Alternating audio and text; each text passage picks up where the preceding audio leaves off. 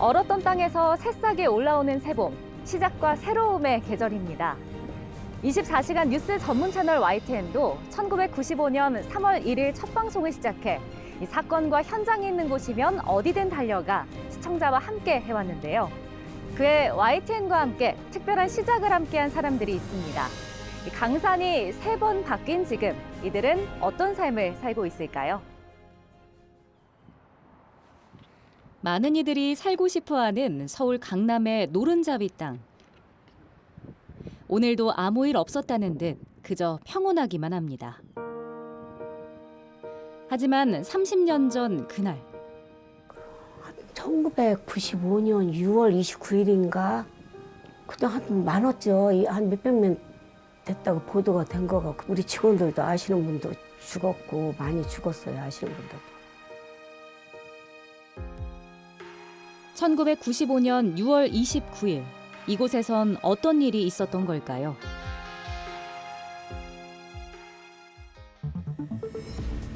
평화로운 오후, 대한민국을 충격에 빠뜨린 속보가 날아듭니다. 며칠 전까지만 해도 그 화려하게만 보였던 이곳 삼풍백화점은 칼로 잘라낸 듯이 정확히 나눠져 있는 부분입니다.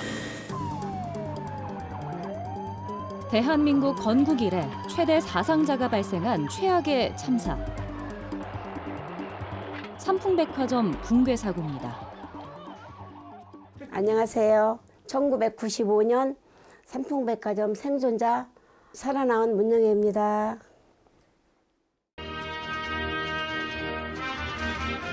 삼풍백화점은 부유층을 대상으로 명품과 수입품을 판매하던 초대형 백화점이었습니다. 당시 매출액으로 국내 1위를 달릴 정도였는데요. 큰 만족을 드립니다. 삼풍백화점. 뜨거운 인기만큼 손님도 근무하는 직원도 많았습니다. 남편을 잃은 후 가족의 생계를 책임지던 문영애 씨도 직원 중 한 명이었죠.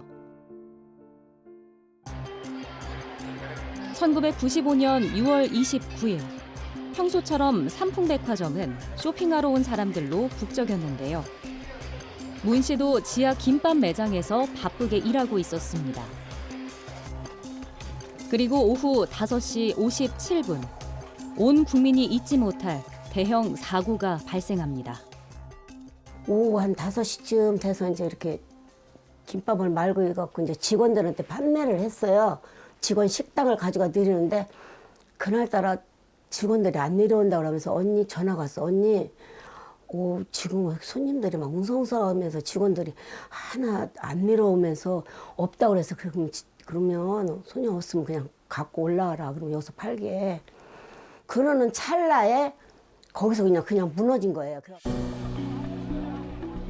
지상 5층, 지하 4층으로 이루어진 삼풍백화점이 불과 20초 만에 무너져 내린 것입니다. 붕괴동 바로 옆동, 지하에서 일하던 문영애 씨는 가까스로 탈출했습니다.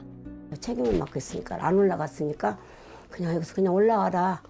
그러는데 올라오지도 못하고 거기서 다쳤어요. 다치고. 다 그러면 나왔는데 나오자마자 이렇게 좁은 문에만 탈출하니까 여기 저도 이제 다치고. 근데 통닭기계가 있어가지고 그게 무너졌어요. 얼마나 그 건물이 무너졌으니까 그 기름이 그냥 그 바닥에 다 막 캐니까 막 미끄럼져서 나가면서 거기서 넘어지고 막 서로들 나가려고 하다가 그렇게 해서 나갔죠. 저는. 당시 개국한 지 채 넉 달이 되지 않았던 YTN도 방송사로는 거의 최초로 현장에 도착해 뉴스 속보를 이어갔는데요. 사고 발생 42시간 만인 1일 오전 11시쯤 붕괴된 백화점 A동 지하 3층 탈의실에는 오늘도 조순시장은 현장 본부와 병원을 찾아 희생자 가족들을 위로하기에 바쁜 모습이었습니다. 우리나라에 있는 앰뷸런스랑 소방차가 제가 그 당시에 기억하기로는 한 50대 정도가 우리 차량 앞에 꽉 서 있고 막 비상벨 울리고 막 차들이 막 그 영화에서 나오는 그 재난 영화에서 나오는 그런 현장들을 목격하게 됐죠. 소위 말해서 아비규환이더라고요, 보니까. 그래서 저도 그 당시에 너무 이게 믿겨지지도 않고 이래서 정신없이 파워 버튼을 누르고 막 뛰어가면서 그 현장의 그림들을 막 찍고. 나이와 그 실종자 분들의 그 사진을 그 종이에다가 다 적으셔서 곳곳에 벽보처럼 다 붙여 놓으셨었거든요. 기자들을 보면 지나가면서 좀 붙잡고 처음에는 그렇게 하소연을 하듯이 찾아달라는 얘기들을 많이 하셨었는데 24시간 뉴스를 보고 싶다라는 요청들이 굉장히 많았고 그래서 결과적으로는 지자체가 나서서 케이블 TV를 설치를 해준 것이었는데 제 생각에는 그게 국민들의 마음이 아니었을까. 다 같이 보고. 휴대전화가 대중화되지 않았던 시절. 문 씨는 관계자의 지시대로 밤까지 사고 현장에 남아있다 집에 돌아갔는데요. 30년의 세월이 지나도 문을 열고 들어가던 그 순간만큼은 생생하게 기억합니다.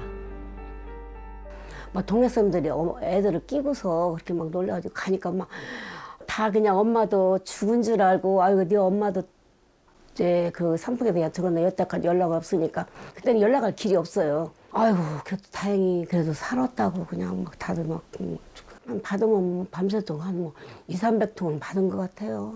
많이 받았어요 아무튼간.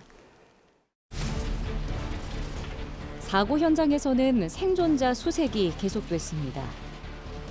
YTN은 취재 과정에서 백화점 지하 3층에서 구조를 기다리던 생존자의 목소리를 포착해 구조에 결정적인 기여를 하기도 했습니다.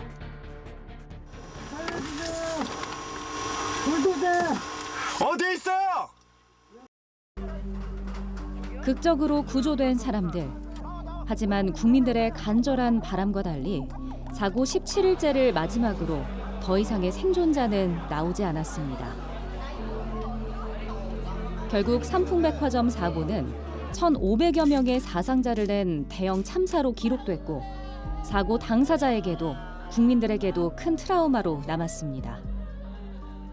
내가 또 저런 데 들어가면 이런 데 균열이 생겼나고 쳐다보게 되더라고요. 큰 건물 같은 데는 잘 들어가지를 않으려고 가지를 않아요. 또 무너질까 봐. 요새는 건물들이 하도 허술하게 지니까 뭐 그걸 어떻게 알겠어요. 산풍이 무너진다고 뭐 그것도 예고한 것도 아니고. 30년의 시간이 흘렀지만 사고 현장이 가까워지자 하나둘씩 옛 기억이 떠오릅니다. 이게 보면 여기서 올라오면 여기서 탔어 여기서. 현재 삼풍백화점 자리엔 주상복합 아파트가 들어서 예전 흔적을 찾아볼 수 없는 상황. 하지만 그날의 아픔이 남아서일까요? 사는 게 바빠 묻어뒀던 지난 세월의 상처와 그리움이 떠오릅니다. 얼마 만에 다시 오셨어요? 한 20년 만에 온 것 같으네요. 추억도 많이 있고 동료들도 보고 싶고 그때 같이 그렇게 지냈던 분들도 다 어떻게 사는지 보고 싶고요. 가신 분들한테는 또 죄송하고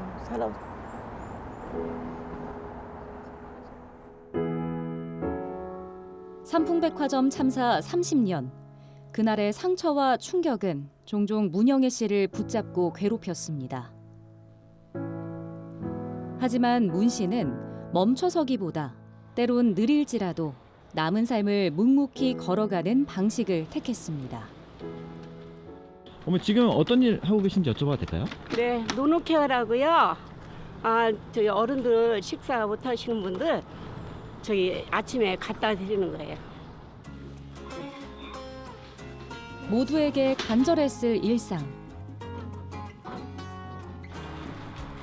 허락된 일과 주어진 하루하루를 열심히 채워가고 있습니다.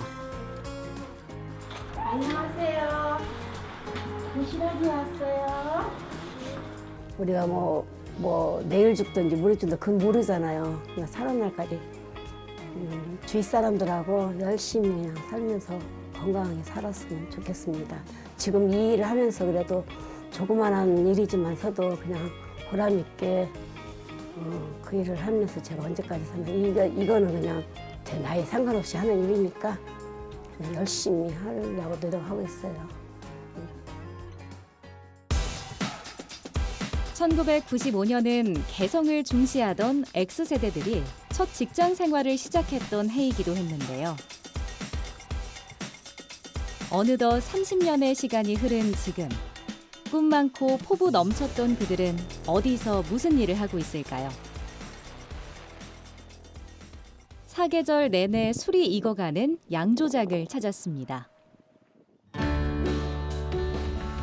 전통주 전문가로 집안 대대로 술을 빚었을 것 같지만 의외로 입문한 지는 10년 차. 30년 전에는 대한민국에서 이름만 들으면 아는 대기업에 취직한 회사원이었습니다. 안녕하세요. 1995년에 신입사원으로 사회생활을 시작한 김경찬, 부은경입니다. 좁은 취업문을 비집고 들어간 회사에서 두 사람은 평생 직장을 꿈꿨습니다. 한국통신 하면 그때 되게 안정적인 직장의 어떤 표본이라고 할까요? 선호도 1위 뭐 거의 그랬으니까요. 거기 그때 경쟁률도 되게 치열했고 입사했으니까 쭉 평생 다니면 되겠구나 이제 그런 생각을 했던 것 같아요. 그리고 저도 면접할 때 저기 그 면접관님이 물어보시니 언제까지 다니려고 하냐고 물어보시더라고요. 그래서 제가 평생 뼈를 묻겠습니다 딱 하면서 자신 있게 그렇게 했더니 너무 좋아하시는 거예요. 예, 그럴 정도로 참 그냥. 근데 그 질문은 예. 면접 때 다 합니다. 저도 그 질문을 받았거든요. 그래서. 애사심과 자부심을 갖고 청춘을 바쳐가며 일했는데요. 그 사이 두 사람은 입사 동기에서 인생의 동반자가 됐고 계속 커리어를 쌓아갔습니다. 엔지니어로 있다가 그 다음에 또 영업 쪽으로 가서 비즈니스 부문이라는 데서 프로젝트 PM도 해보고 기술 영업도 해보고 끝내는 인사 담당까지 해본 여러 가지를 해볼 수 있어서 아주 즐겁게 회사 생활을 했었죠. 고됐지만 열심히 일한 이유. 행복한 미래와 안정된 노후를 꿈꿀 수 있었기 때문입니다. 하지만 1997년 외환 위기가 대한민국을 강타하자 회사에도 변화의 바람이 불어오기 시작했습니다. 그렇게 안정적인 회사가 이제 변화를 겪는 회사? 그래서 1년에 한 번씩 어떤 면에서 뭐 조직의 개편? 이런 것들이 막 일어나기 시작하더라고요. 어느 해인가 이제 이거는 솔직하게 말씀드릴 건데 휴대폰을 이거는 얘기하면 될지 모르겠는데 하여튼 뭐 할당제가 떨어져서 난생 처음 엔지니어에게 휴대폰을 몇 대 팔아 왔으면 좋겠다 이런 이제 그런 게 있었어요. 이게 뭐지 하면서 본인의 직무가 아닌데 영업을 해야 되는 상황이 된 거예요. 그래서 할당이 이제 있다 보니까 그래서 인사고과에도 그게 반영이 되고. 네, 그랬던 적이 있었어요. 그래서 이제 그게 한 해 가고 또 그렇게 뭐 했는데 또 그 다음에도 또 이제 비슷한 게 또 생기고 뭐 그래서 이제 회사는 완전히 변했구나 그런 생각을 하고. 평생 직장의 개념이 흔들리기 시작했다고 느낀 부부는 밖으로 시선을 돌려 플랜 B, 새로운 생계 수단을 찾기 시작했습니다. 도저히 안 되겠다. 그냥 차라리 시골에 가가지고 애들 자연 속에 풀어놓고 정말 맘 편하게 그렇게 사는 것도 참 좋겠구나 막 이제 그런 생각을 하게 된 거죠. 두 사람의 예감처럼 회사는 직원 수를 줄이겠다고 발표했습니다. 2014년 KT에서 대규모 구조조정을 발표한 것인데요. 그리고 이번 달 KT는 경영혁신 카드로 대규모 명예퇴직 계획을 내놨습니다. 노사 합의라고 하지만 구조조정에 가깝습니다. KT는 2013년도에 창사 이후 처음으로 영업 적자를 기록했습니다. 바로 이듬해 취임한 사장이 황창규 전 사장인데요. 황 사장은 이런 경영위기를 극복하기 위해서 먼저 인력 감축을 시작했습니다. 당시 직원이 3만 2천여 명 규모였는데요. 이 중에서 근속연수 15년 차 이상 사원을 대상으로 특별 명예퇴직을 신청받아서 약 8,300명이 회사를 떠났습니다. 이 과정을 통해서 주가는 끌어올렸지만 당시 경영진은 노조나 시민단체로부터 거센 비난을 받았습니다. 명예퇴직 칼바람이 불어오자 부부는 사직서를 냈습니다. 20년 정도만 일을 하면 명예퇴직을 할 수 있는 자격이 주어지기 때문에 저희가 20년을 다니고 귀농을 하려고 마음먹고 있었는데 19년 되던 해에 특별 명예퇴직이 생겼어요. 솔직히 말씀드리면 저희가 바로 명예퇴직 고시가 나고 5분도 안 돼서 바로 사표를 던진 격이어서 거기에 있는 다른 인사 담당하시는 분이 이러면 안 된다. 뭐 너희가 왜 나가냐. 뭐 이렇게 해서 막 말리고 그냥 그런 눈으로 쳐다봤었고요. 그렇게 19년간의 회사 생활에 마침표를 찍고 강원도 홍천에서 시작한 인생 2막. 많이 준비했다고 생각했지만 생업이 달린 현장은 쉽지 않았습니다. 저희는 한 10년 동안 뭐 귀농을 준비하고 제2의 인생이라고 생각했기 때문에 뭐 그런 것들에 대한 준비가 나름 돼 있었다고 이제 착각을 하고 있었거든요. 여기 자리를 잡았을 때 바로 허가가 난다고 해서 건축 사무소를 통해서 그렇게 이 땅을 샀는데도 허가가 실제로는 안 났던 거예요. 그러니까 그런 것도 어떤 면에 있어서는 준비 부족인 거죠.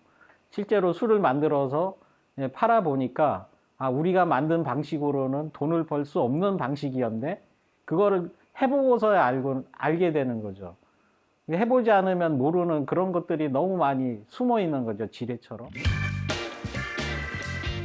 10년간 시행착오를 겪으며 다양한 전통주를 생산하게 됐고 조금씩 주변에서 인정도 받으며 사업체를 꾸려가고 있습니다.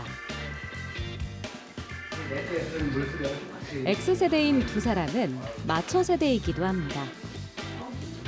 부모를 부양하고 있지만 자녀에게는 부양을 기대하지 않는 세대죠. 부양해줬으면 좋겠다. 뭐 이런 생각은 사실 한 번도 해본 적이 없는 것 같네요. 지금까지. 저도 해본 적은 없어요. 예. 바라지도 않고요. 부모님은 당연히 저희가 모셔야죠. 그러니까 모신다기보다도 아무튼 잘 돌봐드려야죠.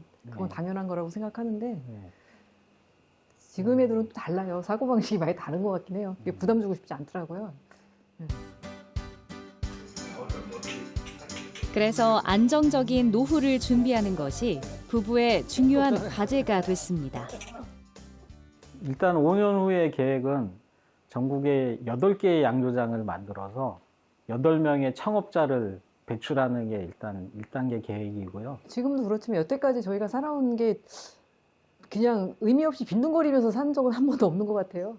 그래서 아마도 앞으로 30년도 아마 그렇게 살 것 같고 그 30년 뒤에는 정말 그래도 열심히 살아왔구나. 뭐 참 대견하다. 뭐 그렇게 스스로 그렇게 되돌아보지 않을까 싶습니다. 1995년 화려한 스포트라이트를 받고 프로팀에 입단한 선수가 있습니다. 그리고 1995년 말 그대로 이 세상에 첫 발을 내디딘 사람들도 있죠.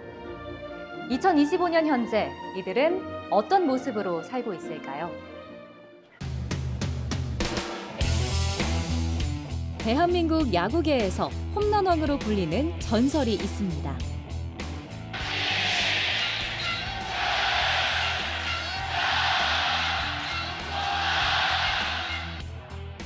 바로 국민타자 이승엽. 선수 시절 홈런, 타점, 득점, 2루타 부분 1위까지 불멸의 기록을 남겼는데요. 그런 그에게도 긴장과 떨림으로 가득했던 해가 있었습니다. 바로 프로로 데뷔하던 1995년입니다. 우선 학창 시절을 마무리하고 사회에 처음으로 뛰어들었던 해였거든요. 그래서 도무지 잊을 수 없는 해고 처음으로 제가 야구를 하고 사회인이 돼서 월급을 받은 그런 해였기 때문에 이승엽은 고등학교 시절 투수로 활약해 청룡기 우승을 이끌었습니다. 프로야구 구단에 입단했지만 부상을 입으면서 타자로 전향하게 됐는데요. 타자로 첫 경기에 나선 날은 어제처럼 생생합니다. 여기 잠실 야구장이었습니다. LG와의 경기였고 김용수 선배님을 상대로 제가 배트를 부러지면서 이제 중전 안타를 쳤던 게 제 프로 생활의 첫 타석이었습니다. 좀 떨리셨었어요? 그 너무 많이 떨렸고요. 그래서 경기 끝나고 체중을 쟀더니 4kg가 빠졌더라고요. 대타 한 번 나갔는데. 가슴 떨린 데뷔 후 그의 방망이는 결정적인 순간에 불을 뿜으며 이승엽 시대를 열었습니다. 1997년부터 2000년까지 4연속 골든글러브를 수상하며 시상식의 주인공이 됐는데요. 2003년에는 야구장에 잠자리채 부대가 등장했습니다. 이승엽의 홈런볼을 잡기 위해서였는데요. 관중들 애를 태우다 결국 시즌 마지막 경기에서 56호 홈런을 치며 아시아 신기록을 세우고 프로야구 최고의 선수로 우뚝 섰습니다. 고도 삼성이 1차전을 당시 취재 기자가 본 이승엽은 어떤 선수였을까요? 정말 팀이 필요할 때 극적인 순간을 가장 많이 만들어냈던 선수가 이승엽 선수였습니다. 하나하나 쌓인 기록들도 굉장히 많은 기록들이 있고 그 600호 홈런도 있잖아요. 그 양도 중요하지만 어떤 홈런의 가치, 이 선수의 기록의 가치가 저는 그만큼 뛰어나다고 생각을 하는 거죠. 2017년 이승엽은 23년간의 선수 생활에 마침표를 찍었습니다. 하지만 선수 은퇴 후에도 도전을 멈추지 않았고 지금은 감독의 자격으로 다시 야구장에 섰는데요. 사랑보다는 야구가 정말 좋은 것 같습니다. 그래서 그리고 스트레스 많이 받고 팀 선수들과 이렇게 엉켜서 필드에서 나가서 이야기하고 경기에서 이기려고 하는 승부욕을 보일 때면 저는 역시 야구인이구나 하는 생각이 들고 남들은 그러거든요. 이렇게 편한 길이 더 있지 않냐. 저는 이게 너무 행복합니다. 야구 유니폼을 입는다는 것 자체가 행복하기 때문에 그저 이제 여기서 성적만 더 좋으면 더 행복하겠죠. 그래서. 국민 타자로 선수 인생의 정점을 찍고 이제는 감독으로 돌아온 이승엽. 30년 후에는 또 어떤 모습일까요? 나이로 봤을 때는 지도자는 하지는 못할 것 같습니다. 그때는 아마 야구장 언저리에서 제가 원래 야구를 시작하기 전부터 야구를 좋아했었기 때문에 야구를 그만두더라도 야구장 주위에서 맴돌고 있을 것 같습니다.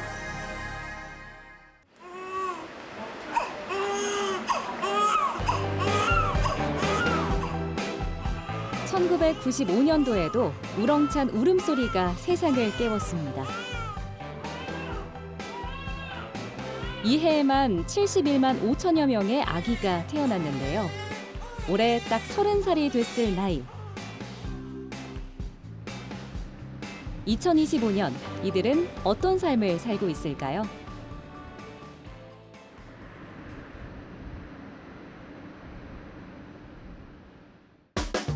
(20대부터) (40대까지) 다양한 연령대의 직원들이 일하는 스타트업을 찾았습니다. 이 중에 1995년생이 있다는데요. 안녕하세요. 저희는 1995년생 부부 이찬우, 최민지입니다.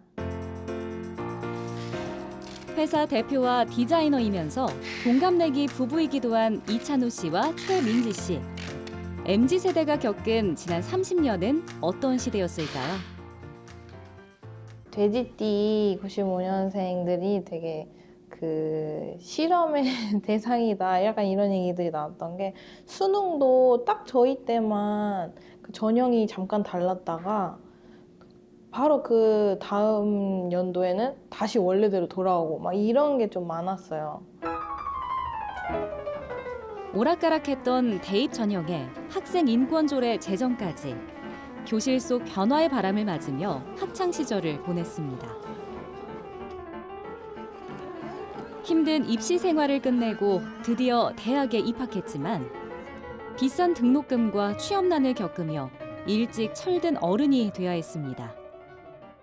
학자금 대출을 받아가지고 만약에 4년제를 졸업했다고 치면은 그 누적되는 대출금액이 좀 상당히 많을 텐데 그런 마이너스를 이미 아는 상태에서 사회에 또 진출을 해야 하다 보니까 또 이런 고물가 시대에 식비 또는 이제 그 월세, 뭐 공과금 이런 것까지 다 내고 대출 상환하고 이러다 보면은 상황이 이렇다 보니 연애, 결혼, 출산을 거리는 이른바 3포 세대로 성장했습니다. 남자친구가 있고 여자친구가 있더라도 그 결혼까지는 쉽게 이제 그 생각은 해도 실행은 못하는 친구들이 많은 것 같아요. 좀 힘든 상황을 많이 겪고 그것도 지금 현재 진행 중이라고 생각을 하고 있기 때문에 자기 자식만큼은 힘든 상황을 겪지 않게 하려면은 그 본인들이 좀 사회적으로 자리를 잡고 경제적으로도 여유가 생기고 이런 상황이 충족이 돼야 되는데 아직 그런 준비가 덜 됐다고 생각을 해서 출산에 대한 것을 좀 고민을 많이 하는 것 같습니다. 결혼과 출산은 1995년생뿐만 아니라 이 시대 청년들이 공통적으로 갖고 있는 고민이기도 한데요. 요즘 뉴스를 보면 청년들의 생각이 이전 세대와는 많이 바뀐 것을 알 수 있습니다. 지난해 혼인 건수는 19만여 건에 그쳤습니다. 결혼하는 것이 좋다거나 반드시 해야 한다고 생각하는 사람들이 줄면서 급감한 겁니다. 제가 이제 청년층 만나서 이렇게 취재를 해보면 연애의 끝이 무조건 결혼이어야 한다 이런 생각들은 거의 없더라고요. 좀 제가 들었던 그 인터뷰 중에 가장 좀 제가 뼈아프게 들었던 그 내용이 있었는데 한 몸 건사하기 힘든 사람들 입장에서는 결혼이나 출산, 특히 다자녀를 꿈꾸는 건 사치일 수밖에 없다 이런 얘기들을 하더라고요. 그래서 이게 저는 우리 사회가 좀 직면하고 있는 굉장히 뼈아픈 현실이 아닌가 이렇게 좀 생각을 했거든요. 찬우 씨와 민지 씨도 오랜 연애 기간 동안 이런 고민을 거듭했습니다. 하지만 과감히 결혼, 부모라는 새로운 세계를 택했습니다. 세상 무엇과도 바꿀 수 없는 새 생명이 찾아왔기 때문입니다. 근데 어차피 저희 둘이 할 거면 그냥 뭐 언제 하든 빨리 하는 게 뭐 낫겠다 생각은 들었고 근데 이제 또 아기가 생겨서 더욱 빨리 하게 됐죠. 오후가 되자 일찌감치 일을 마무리하고 퇴근하는 부부. 서둘러 도착한 곳은 어린이집입니다. 안녕. 네, 아빠 엄마 다녀왔습니다. 18개월 된 아들 윤호를 하원시키기 위해 온 것인데요.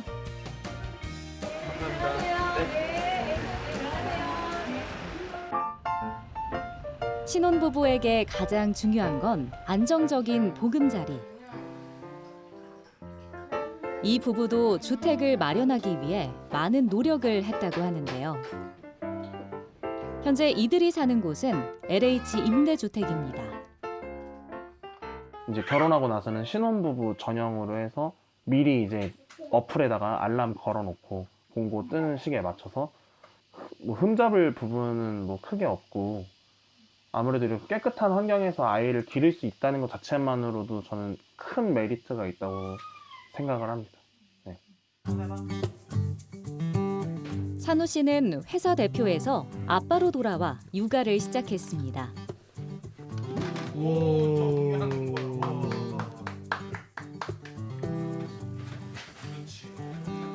찬우 씨가 아이와 노는 사이 민지 씨는 재빨리 식사를 준비하는데요. 맞벌이 부부가 아이를 키우기 위해서는 철저한 분업과 육아에 대한 공동 책임이 필수라네요. 분담을 해주고 하다 보니까 그렇게 스트레스도 풀 수 있는 것 같고 그래서 저도 많이 고맙고 잘 먹겠습니다. 맛있게 먹어. 3포 세대의 또래들은 선뜻 가지 못한 길. 두 사람이 연애, 결혼, 출산이라는 세 가지 관문을 지나는 일은 쉽지 않았습니다. 하지만 그 길의 끝에 윤호가 있어 후회하진 않는데요. 앞으로 또 다른 세상을 살게 될 윤호에게 해주고 싶은 말이 있답니다. 윤호가 선한 마음을 가지고 항상 열심히 노력하다 보면은 저는 모든 일이 잘 풀릴 거라고 믿는 사람이기 때문에 윤호도 그 마음가짐 그대로 잘 살았으면 좋겠습니다. 앞으로도 같이 서로 윤호가 30살이 될 때까지 잘 살아보자고 얘기하고 싶어요. 30살 이후는 아니지. 말이 그렇다는 거지. 지난 30년, 대한민국 사회는 때로는 놀랍고, 때로는 슬프고, 때로는 희망찬 환희의 순간을 경험했습니다. 그리고 그런 삶의 순간을 가장 먼저 전하는 동반자가 있었습니다. 1995년 개국한 뒤 늘 시청자의 곁을 지켜온 YTN.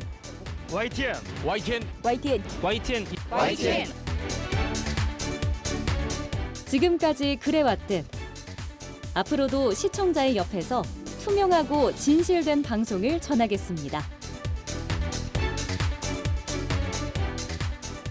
1995년 살아있는 뉴스, 깨어있는 방송 슬로건 아래 개국한 YTN이 개국 30주년을 맞이했습니다. 다시 출발선에 선 2025년, 새로운 30년을 위해 뛰겠습니다. YTN의 새로운 도전, 앞으로도 지켜봐 주십시오.